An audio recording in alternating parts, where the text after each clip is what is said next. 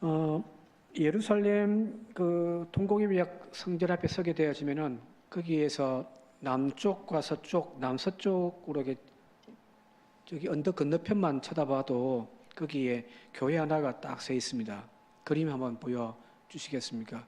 저런 모양의 교회거든요. 교회가 크고 웅장하고 아름답게 서 있습니다. 저 교회가 어떤 교회냐면은 여기 나와 있듯이 베드로 통곡교회라고도 하고요. 닭우름 성당이라고도 이름 붙어져 있는 곳입니다. 예수님 당시에 예수님을 십자가에 못 박혀 죽였던 대제사장 가야바의 집터라고 추정하는 거죠. 정확하게는 알 수 없죠, 그죠? 근데 이제 그 대제사장의 집터였던 그 자리 위에다가 교회를 세운 거예요. 그리고 왜 베드로 통곡교회라고 했냐면은 오늘 본문에 나와 있는 이 대제사장의 집들 앞에서 베드로가 닭 울기 전에 3번 주님을 부인하고 그리고 또 나가서 통곡했던 그것을 기념하기 위한 이제 저 꼭대기 보면은 저렇게 닭이 이렇게 세워져 있습니다. 그래서 뭐 베드로 통곡교회, 닭우름교회라고도 그렇게 이야기를 해요.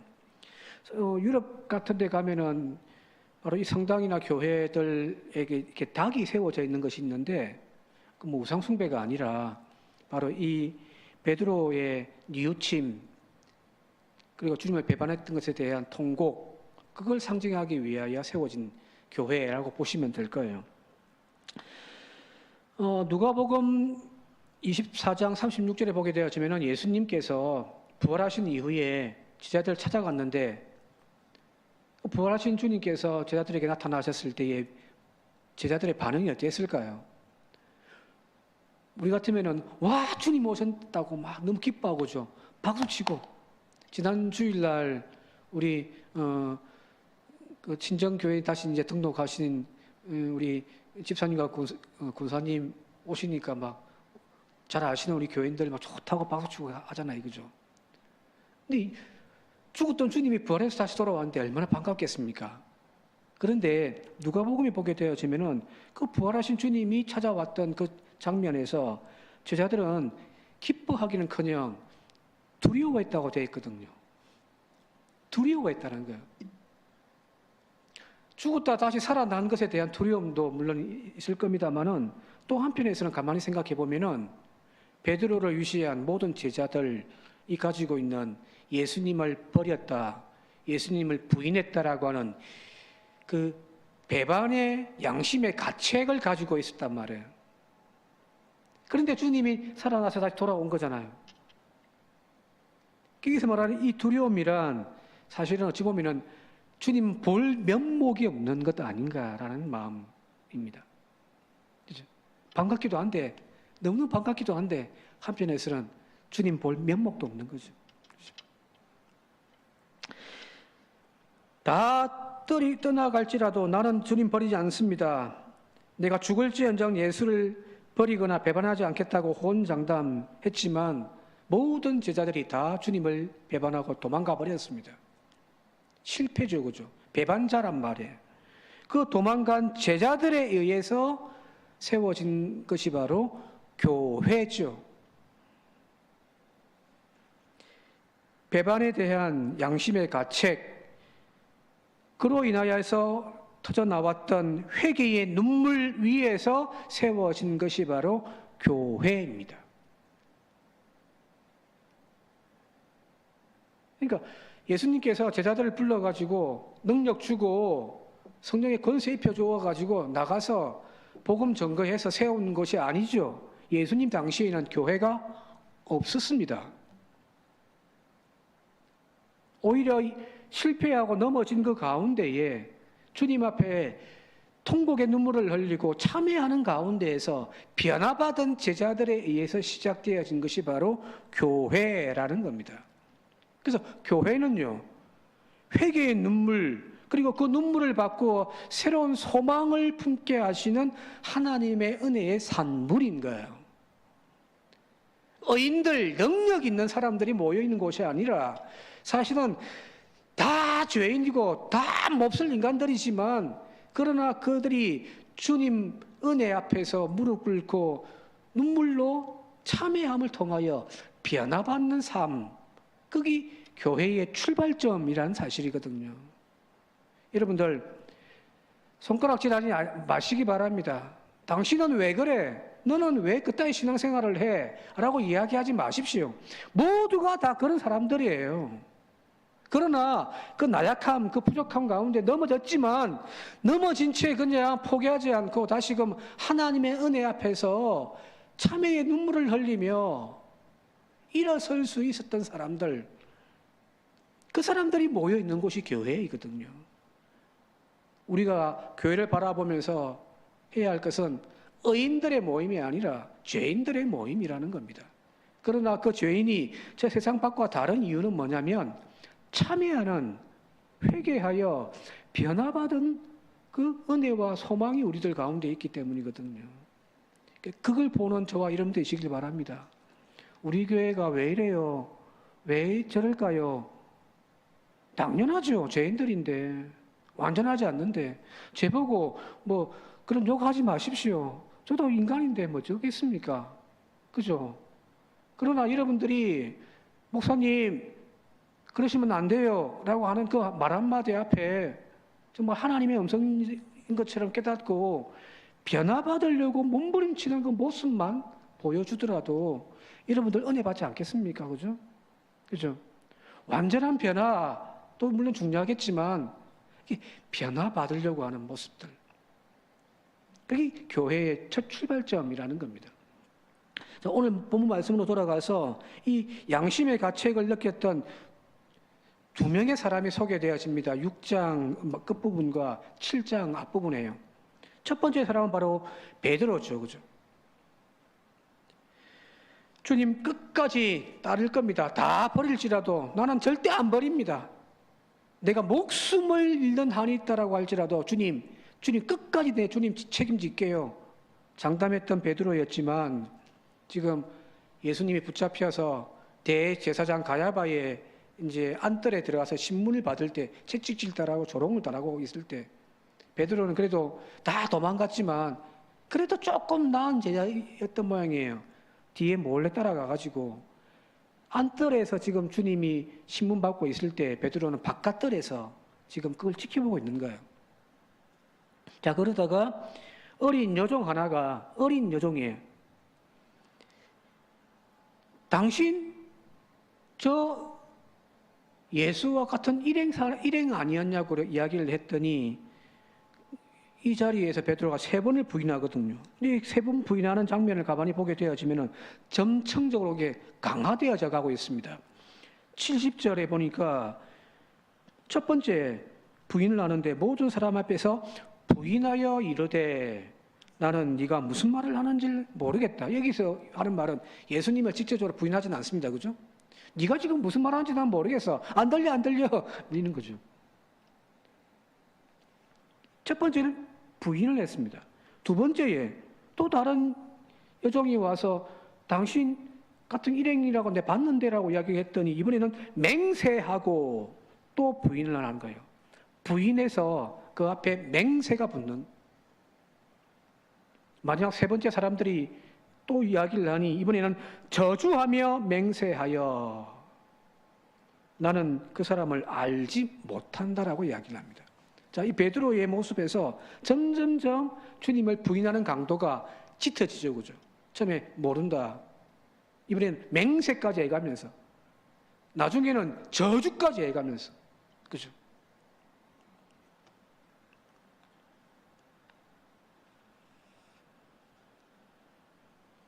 지금 안뜰에서는 예수님께서 침묵을 지키고 계시거든요. 채찍을 당하고 조롱을 당하고 하는 가운데서도 아무 말씀 안 하시고 마치 도살장에 끌려간 어린 양처럼 침묵하며 가만히 계신데 지금 밖에서 베드로는 주님을 모른다라고 점점점 멀어져 가고 있던 거잖아요. 예수님과 베드로, 안뜰과 바깥뜰, 이것이 바로 대조를 이루고 있습니다. 바로 그때 이 세 번째 부인하는 말과 동시에 닭이 꼬꼬대 꼭꼭꼭 하면서 세 번 울더라는 거잖아요. 그 닭 우는 소리에 베드로가 정신이 팍 들어버린 거죠. 몇 시간 전에 자신이 그렇게 장담을 하고 난 절대 주님 버리지 않는다라고 이야기할 그때에 주님께서 닭이 세 번 울기 전에 네가 나를 부인할 것이다 라고 했던 그 말이 떠올랐던 거죠. 주님은 알고 계셨구나. 그래서 밖에 나가서 통곡을 했다는 거잖아요. 그죠? 유침이죠. 어쩌면 이런 베드로의 모습이 오늘 우리의 신앙의 모습이 아닌가 싶기도 합니다. 작은 유혹 앞에서도 쉽게 흔들리죠. 그 흔들리는 마음에 결국에는 굳게 붙잡았던 주님의 손을 놓고서 유혹의 손길을 붙잡는 그런 우리들의 모습이 비일비재하게 매일매일의 삶 속에서도 일어나고 있잖아요. 그죠? 사실 죄 없는 자가 먼저 돌로 치라고 하셨던 주님의 그 말씀처럼 우리는 베드로를 이 이야기를 읽으면서 베드로를 보는 것이 아니라 사실은 우리 자신을 보는 거죠. 그죠? 베드로만 양심의 가책을 느끼는 것이 아니라 오늘 우리도 양심의 가책을 느끼는 거예요. 이 말씀은 사실은 베드로의 이야기가 아니라 오늘 나의 이야기이기도 하더란 거예요. 자, 다시 본문에 돌아가서 새벽 미명에 닭이 세 번 울던 그때에 베드로는 저주하고 맹세까지 하면서 주님을 모른다고 나는 절대 그와 상관없다라고 이야기했던 자신의 모습이 너무너무 부끄러워서 밖에 나가서 땅을 치고 눈물을 흘리며 통곡을 했습니다. 이 세 번 부인, 그것 때문에 지금 베드로는 주저앉아 버린 거잖아요. 자, 그런데 요한복음 24장에 요한복음의 제일 마지막 장에 가게 되어지니까 부활하신 주님이 다시금 갈릴리로 찾아 올라가셔가지고 거기에서 물고기를 잡고 있던 그 베드로를 찾아가서 불러오신단 말이에요.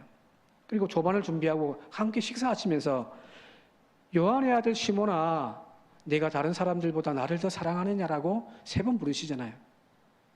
그죠? 내가 주님을 사랑하는 줄 주님께서 아시나이다. 당당하게 이야기도 못해요. 예, 제가 주님 사랑합니다라고 이야기를 못합니다. 왜요? 베드로는 세 번 주님을 부인했잖아요. 그렇게 장담했던 자기가 그렇게 허무하게 무너졌던 자기의 모습을 자기는 알고 있단 말이에요. 고개 들지도 못하는 겁니다. 예, 주님 사랑합니다. 말 못합니다. 주님께서 아시나이다. 왜 주님께서 이렇게 세 번을 베드로에게 네가 나를 사랑하느냐고 물어보셨을까? 바로 그것은 세 번 부인하여 절망과 죄책감 가운데 쓰러져 있는 베드로의 마음을 어루만져 주시는 거죠. 그리고 잃어버렸던, 식어져 버렸던 그 사랑을 다시금 주님께서는 회복해 하시는 거예요. 실패하는 것 누구나가 다 합니다. 그러나 베드로처럼 그 연약한 가운데 주저앉아 있는 가운데에서 다시금 주님의 은혜를 통하여 다시 일어설 수 있는 그 하나님의 사랑을 경험하는 저와 여러분들이 되시길 바랍니다. 주님은 넘어졌다고 너 나 버렸지 나쁜 놈아 하면서 우리를 배쳐가시고 밀어내시는 분은 아니시잖아요. 오히려 다가오셔서 품 안아주시고 다시금 사랑해 주시는 분. 왜? 그분은 사랑이기 때문이거든요. 오늘 우리가 만나야 할 주님은 바로 그런 주님인 줄 믿습니다. 베드로는 그 주님을 만난 거예요. 그리고 변화되어진 거죠. 통곡의 눈물이 다시금 회개를 통하여 정말 자신이 주님에게 장담했던 내가 죽을지언정 주님을 절대 버리지 않겠습니다. 내가 목숨 바쳐 주님 따르겠습니다. 다짐했던 그 다짐 그대로 베드로는 나중에 로마로 가서 복음 전거하다가 잘 아시듯이 주님이 십자가에 죽으셨는데 내가 어떻게 주님과 똑같은 형벌로 죽을 수 있겠냐라고 하면서 거꾸로 십자가에 매달려 죽임을 당하잖아요. 자기의 장담을, 자기의 그 다짐을, 결단을 실현해내게 되어집니다. 이것이 저는 은혜라고 믿습니다.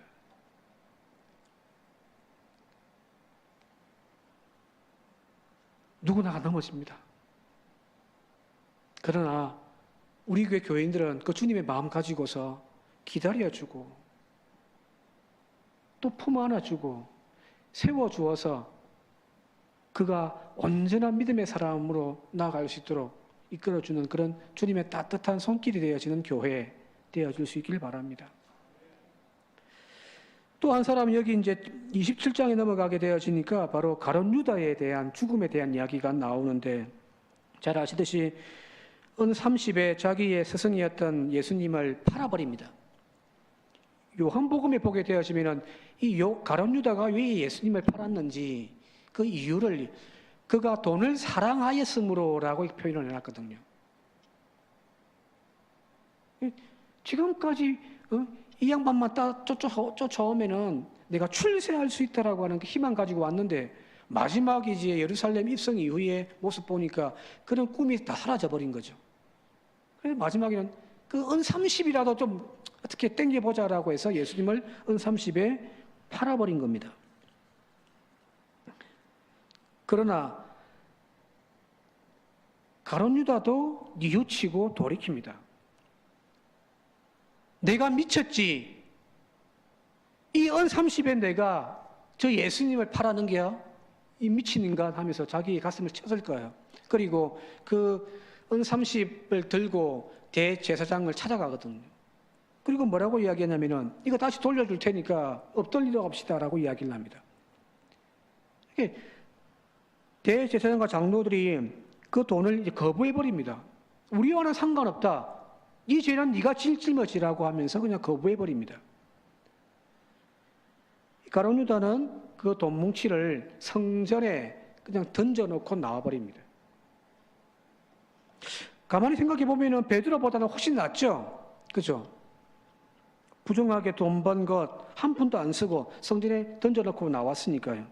그리고 나와서는 자기의 잘못, 자기의 죄책감 때문에 스스로 목숨을 끊습니다. 마치 일본의 사무라이들이 활복을 하는 것과 비슷한 모습 아닌가 싶습니다. 어떤 의미에서는 베드로보다는 훨씬 나은 사람처럼 보여져요. 그러나 이 유다의 한계가 무엇이었을까? 자, 돈을 들고 갔습니다.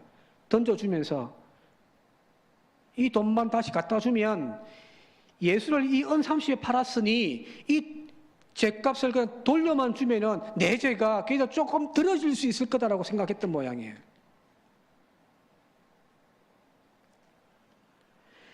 돈을 다시금 돌려준다라고 하는 이 행위를 통하여서 이 가룟 유다의 그 마음을 읽을 수가 있는데, 그것은 무엇이냐면은 예수님을 배반한 죄가 나에게도 있지만 더 큰 죄는 저 인간들에게 있다라는 거예요. 예수를 십자가에 못 박아 죽이는 그 죄가 나는 그냥 배반했을 뿐이고, 예수를 십자가에 못 박아 죽이는 당사자들은 저 인간들이야라는 거예요. 돌려주면 내 죄가 조금 더 나아질 수 있을 거다라고 하는 생각이었던 모양입니다. 자기 욕심에서 비롯된 건데, 자기가 팔았는데 돈만 돌려주면 자기의 죄가 좀 들어지지 않을까 하는 이 마음에서 가룟 유다는 지금 이 원인을 어디서 찾냐면은 자기 안에서 찾는 것이 아니라 밖에서 찾고 있습니다. 우리도 그런 경우들이 많잖아요. 뭔가 문제 생기면 남 탓부터 합니다. 변명부터 해요. 제가 싫어하는 것 중에 하나가 그겁니다. 뭘 잘못을 지적하면 대부분의 사람들이 다 변명부터 하더라고요. 여러분 안 그런가요? 아이들 가만히 생각해 보세요. 너 왜 그렇게 살면 변명부터 합니다. 교인들도 마찬가지고요. 그 원인을 나에게서 찾아서 내가 잘못했으면 죄송합니다라고 말하면 되잖아요. 변명부터 하니까 더 화가 난단 말이에요. 그죠? 잘못했습니다라는 이 말은 이 원인이 내 안에서 찾는 사람들만이 할 수 있는 이야기입니다. 그게 아니라 바깥에서 자꾸만 찾는 사람들은 변명부터 합니다. 왜요? 자기의 죄를 숨기는 거죠.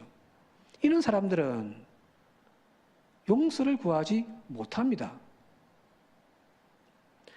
환경 탓, 세상 탓, 남 탓하지 말고 내 탓부터 할 줄 아는 저와 여러분 되시길 바랍니다. 변화받기를 원하시잖아요. 다시 하나님의 은혜 안에서 회복되기를 원하시잖아요. 그죠? 그러려면은 남 탓하지 말고 바깥 탓하지 말고 내 탓부터 하십시오. 내가 부족했다고, 내가 잘못했다고. 그러면 하나님은 분명합니다. 고쳐 사용하십니다. 유다가 못했던 것이 바로 이 부분이에요. 자기 탓이 아니라 저 사람들 돈 갖다 줘버린 거죠. 그리고 그래도 씻을 수 없는 자기의 마음 때문에 결국에는 자살을 해버린 거잖아요. 뭐 조금 격가지로 나갑니다만은 한번 설교를 하려고 하다가 못하고 있는데 간단하게만 말씀드릴게요. 자살에 관련되어져서 특히 이제 기독교인들 중에서 자살을 하는 게 경우 참 심각한 문제잖아요. 그죠? 근데 우리가 보통 이런 문제가 있을 때에 어떤 생각을 하냐면은 믿음이 없어서 또 심한 경우는 천국 못 가는데 라고 우리는 이야기를 할 때가 많단 말이에요. 그래서 조심스러워서 이런 말들은 입을 안 해버리는데 오늘 여기 이제 가룟 유다와 좀 관련되니까 조금만 짚고 넘어갈게요. 자, 자살하는 대부분의 사람들에게서 일어나는 현상 중에 하나가 그 전조 증상이 뭐냐면 우울증입니다. 그죠? 막 신나게 잘 살다가 갑자기 내 죽으려고 죽은 사람 없단 말이에요. 심각한 우울증에 걸리다가 괴로움 당하다가 결국에는 스스로의 목숨을 끊기도 한단 말이에요. 이 우울증을 학교에서는 어떻게 이야기하냐면 단순한 기분 저하가 아니라는 거예요. 이랬다 저랬다 막. 그게 아니라 장기간 지속되는 정신적, 신체적 증상을 동반하는 질환입니다. 질환, 병이란 이야기. 정신적인 문제뿐만 아니라 신체적인 질환이에요. 그 우울증 때문에 죽음으로 나가버린 거잖아요.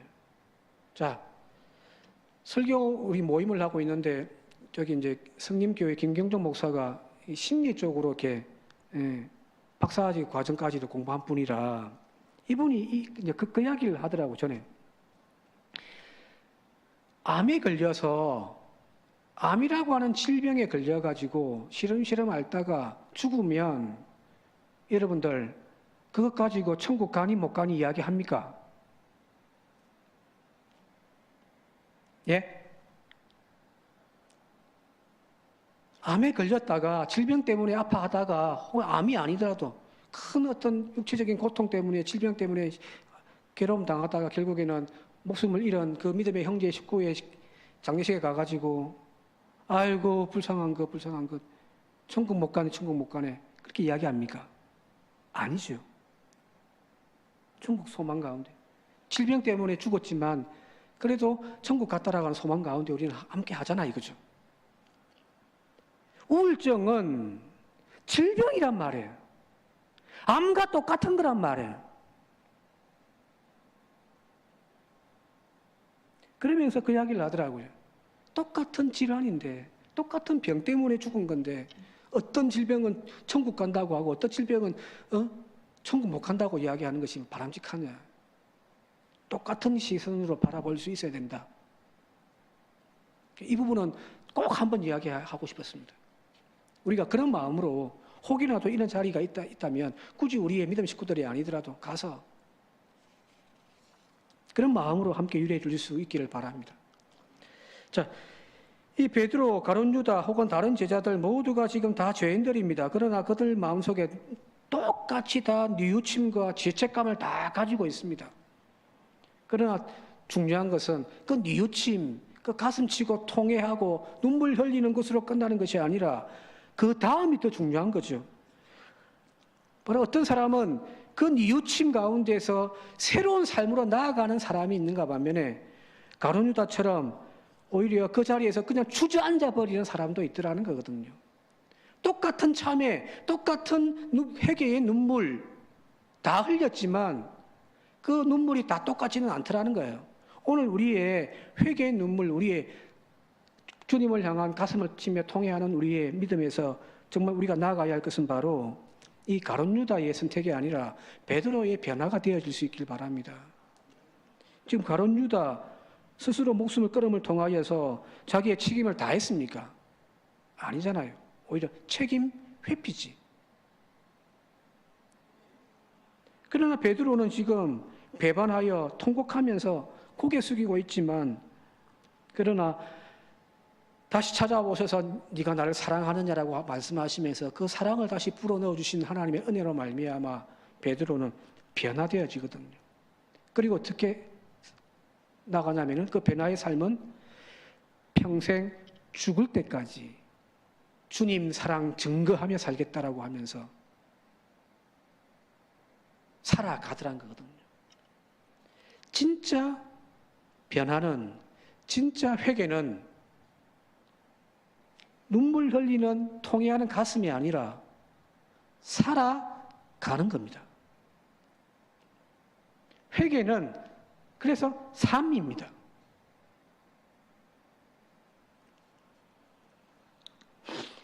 우리 기독교의 교리 중에서 대속의 신앙, 그죠? 주님이 우리의 죄를 위하여 대신하여 죽으셨다. 그 죽으심으로 말미암아 십자가의 은혜로 우리는 구원받았다. 하나님의 자녀로서 의롭다, 칭함받는다. 칭의 사상. 그런데 이것이 오늘날 기독교에서 너무너무 소중한 이 구원의 은총이 싸구려로 전락되어져 버렸단 말이에요. 왜 그럴까요? 왜 그럴까요? 살아가지 않기 때문입니다.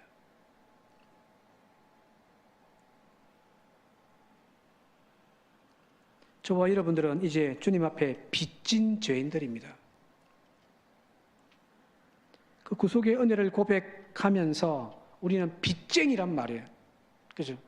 주님이 나를 위해, 나를 대신하여 십자가에 죽으셨습니다. 죽으셨습니다. 눈물 흘리는 그 고난주간에 그 눈물이 무슨 의미가 있냔 말이에요.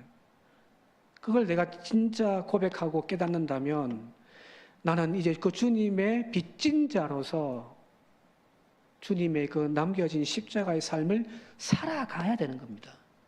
그게 대속의 은혜이거든요. 그렇죠?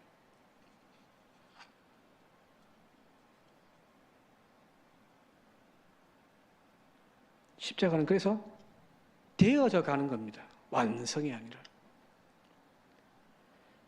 오늘도 그 죄 자리에서 계속 머물러 유다처럼 아무것도 하지 못하는, 눈물만 흘리고 나는 죄인입니다라고 이야기하면서 주저만 앉아있는 저와 여러분들이 아니라 그 하나님의 사랑을 깨닫고 감사하여 그 은혜를 갚으며 살아가는 저와 여러분들 되어줄 수 있기를 주님의 이름으로 축원드립니다.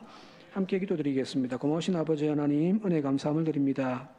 우리를 위하여 아무 가치 없고 자격 없는 저희들을 하나님의 자녀 삼아주신 그 은혜, 우리 모두가 함께 입술로 고백하는데 주님, 입술의 고백과는 다르게 그 은혜대로 살아가지 못하는 어리석은 저희들을 용서하여 주옵소서. 구원이 싸구려가 되지 않게 하여 주옵소서. 내 인생의 가장 값진, 세상 그 어떤 것과도 바꿀 수 없는 소중한 것이 되어져 그 은혜대로 살아가는 우리 모두가 되어져 가짜 교회, 가짜 성도가 아니라 진짜 백의 성도, 진짜 백의 교회가 되어져가는 저희들 되게 하옵소서. 예수님 이름으로 기도드립니다. 아멘.